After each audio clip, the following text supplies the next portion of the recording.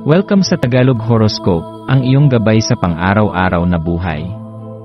Hatid namin ang pinakadetalyadong horoscope na magsisilbing gabay mo sa pera, trabaho, pag-ibig, kalusugan, at swerte. Naway magtagumpay sa buhay ang lahat ng ating tagapakinig at subscribers sa buong mundo. Maraming salamat sa pag-subscribe at tanggapin ang siksik, liglig, at umaapaw na biyayang hatid ng Tagalog Horoscope.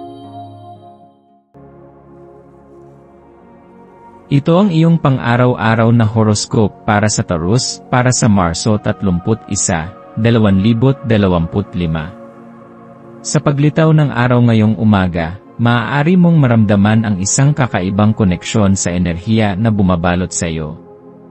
Para bang may isang mahiwagang puwersa na dahan-dahang bumabalot sa iyong pagkatao, hinihikayat kang yakapin ang kagandahan sa bawat sandali. Ang bawat paghinga mo ngayon ay isang paalala na ikaw ay patuloy na lumalago, nagbabago, at naghuhubog ng mas matibay na bersyon ng iyong sarili. Huwag mong baliwalain ang maliliit na bagay sa paligid mo, ang lamig ng hangin sa iyong balat, ang banayad na liwanag ng araw na sumisilip sa ulap, at ang tahimik na ritmo ng buhay na patuloy na dumadaloy sa bawat segundo. Ang mga ito ay hindi lamang ordinaryong bahagi ng iyong araw, kundi mahahalagang paalala na ikaw ay buhay, at may kakayahang maramdaman ang lalim ng iyong pag-iral. Ngayong araw ay hindi isang karaniwang araw. May isang kakaibang enerhiya na tila bumubuhay sa iyong diwa, nagpapalakas sa iyong loob, at nagtutulak sa iyo upang yakapin ang iyong tunay na kapangyarihan. Sa loob mo, may isang sigla na tila naghihintay lamang ng tamang pagkakataon upang lumabas. Napapanahon ng kilalanin mo ang iyong sariling lakas, ang kakayahan mong bumuo, magpasya, at lumikha ng hinaharap na tunay mong ninanais. Ang araw na ito ay nagdadala ng isang banayad, ngunit makapangyarihang mensahe, oras na upang magpakatotoo sa iyong sarili, at ipahayag ang iyong tunay na damdamin. Habang ginagampanan mo ang iyong mga gawain sa araw na ito, bigyan mo ng pansin ang maliliit na detalye na maaaring makapagbigay sa iyo ng ligaya. Ang bawat munting sandali ay may dalang mahika, mula sa pagtunog ng iyong alarm clock sa umaga hanggang sa simpleng ngiti ng isang kakilala na nakasalubong mo sa daan. Ang pagiging nakaugat sa kasalukuyan ay isang regalong maaari mong ibigay sa iyong sarili. Huwag hayaang lumipas ang araw nang hindi mo pinapansin ang mga biyaya sa paligid mo. Sa bawat hakbang na iyong ginagawa, mayroong isang aral na naghihintay na matutunan, isang damdamin na maaaring pahalagahan, at isang pagkakataon na maaaring pagyamanin.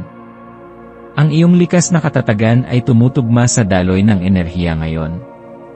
Bilang isang taong may matibay na pundasyon, ikaw ay may kakayahang manatiling nakatuon sa iyong mga layunin, kahit pa may mga balakid na dumating.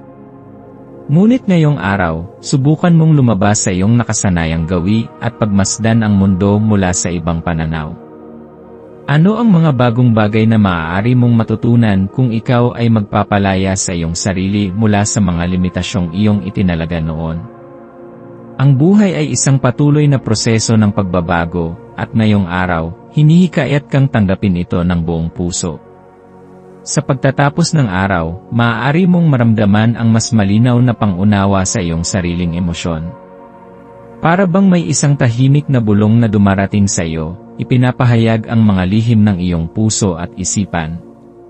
Bigyan mo ng oras ang iyong sarili upang pag-isipan ang mga bagay na tunay mong ninanais. Ano ang nagpapasaya sa iyo? Ano ang nagbibigay sa iyo ng pakiramdam ng kaganapan? Ang araw na ito ay isang magandang pagkakataon upang ituon ang pansin sa iyong pangmatagalang layunin at magsimulang gumawa ng maliliit, ngunit makabuluhang hakbang patungo rito. Ngayong araw, ang maswerteng kulay mo ay berde. Ang kulay na ito ay sumisimbolo ng kasariwaan, paglago, at kasaganaan. Isaalang-alang ang pagsusuot ng kulay berdeng kasuotan o pagdadala ng anumang bagay na may ganitong kulay upang mapanatili ang positibong enerhiya sa iyong paligid. Ang berdeng kulay ay isang paalala na ang lahat ng bagay sa buhay ay patuloy na lumalago, kabilang ka na roon. Ang iyong maswerteng numero ay 3, 7, at 20. Ang 3 ay kumakatawan sa pagkamalikhain at pagpapahayag ng sarili. Ang 7 ay sumasalamin sa espiritual na karunungan, at ang 20 ay isang numero ng balanse at harmonya. Kung ikaw ay nahaharap sa isang mahalagang desisyon, pagnilayan mo ang mga numerong ito, at hayaan silang gabayan ka sa iyong landas. Para sa maswerteng gawain ngayon, subukan mong gumawa ng isang bagay na nagpapalakas sa iyong damdamin. Maaari kang magsulat ng isang liham para sa iyong sarili, magtanim ng bagong halaman, o kaya'y gumugol ng oras sa isang tahimik na lugar kung saan maaari mong maramdaman ang kapayapaan sa iyong kalooban. Ang mahalaga ay bigyan mo ng atensyon ang iyong sarili at kilalanin ang iyong mga pangangailangan. Habang ang araw ay nagtatapos, pagnilayan mo ang lahat ng nangyari. Ano ang mga aral na natutunan mo? Ano ang mga damdaming lumitaw sa iyong puso? Ang bawat araw ay isang pagkakataon upang lumago at maging mas mabuting tao. Sa kabila ng anumang hamon na iyong hinaharap, tandaan na ikaw ay may sapat na lakas at kakayahan upang mapagtagumpayan ang lahat ng ito. Ang buhay ay isang patuloy na paglalakbay, puno ng pagbabago at pagkatuto. Yakapin mo ang bawat sandali, at huwag matakot sa mga bagong posibilidad na maaaring dumating sa iyo. May kakayahan kang likhain ang buhay na tunay mong ninanais, isang buhay na puno ng pagmamahal, inspirasyon, at katuparan. Magtiwala ka sa iyong sarili, sa iyong puso, at sa iyong kakayahang baguhin ang iyong kapalaran.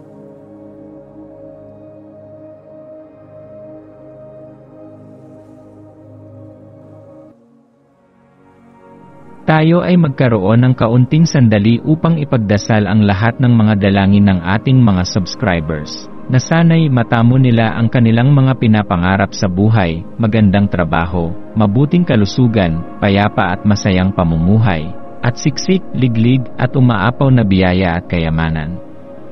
Ipinagdarasal namin ng mataimtim ang lahat ng mga komento sa nakaraang video, at hinihiling namin, Panginoon, na pagpalain mo ang ating mga subscribers ng masayang buhay sa mundong ibabaw.